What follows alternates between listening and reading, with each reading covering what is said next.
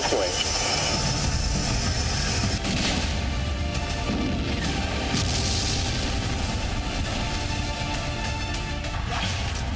समर्थकों की नजर में इस्लामी व्यवस्था का सबसे मजबूत रक्षक, लेकिन आलोचकों की नजर में सख्त और एक कट्टरपंथी शासक।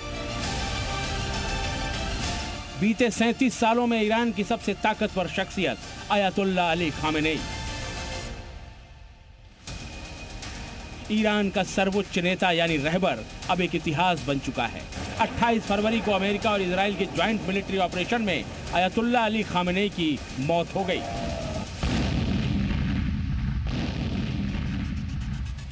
लेकिन ट्रंप और नेतन्याहू की जोड़ी के लिए ऐसा करना कतई आसान नहीं था। इसके लिए महीनों तक प्लानिंग की गई, हजारों घंटे जासूसी की गई, हजारों सिग्नल इंटरसेप्ट किए गए। इसके बाद इंतजार किया गया एक ऐसे वक्त का जब खामेनेई और उसके सीनियर मिलिट्री कमांडर एक वक्त पर एक ही जगह एक ही कमरे में मौजूद हों। 28 फरवरी 2026 को वो घड़ी आ भी गई।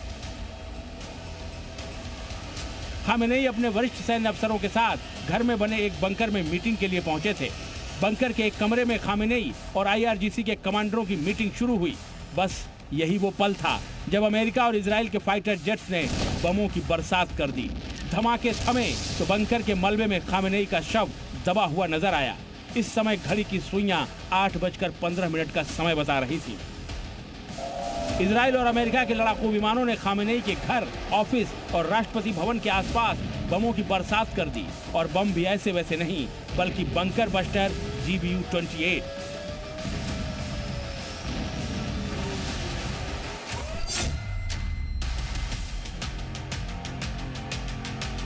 ट्रंप और नेतन्याहू जानते थे कि खामेनेई का कॉम्प्लेक्स सुरक्षित और मजबूत होगा।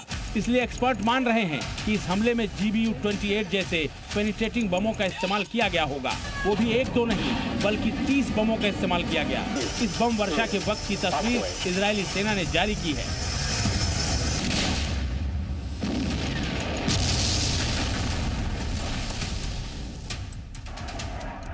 GBU-28 बम बहुत भारी होता है। कोई भी फाइटर जेट 1 या 2 बम से ज्यादा लेकर नहीं उड़ सकता।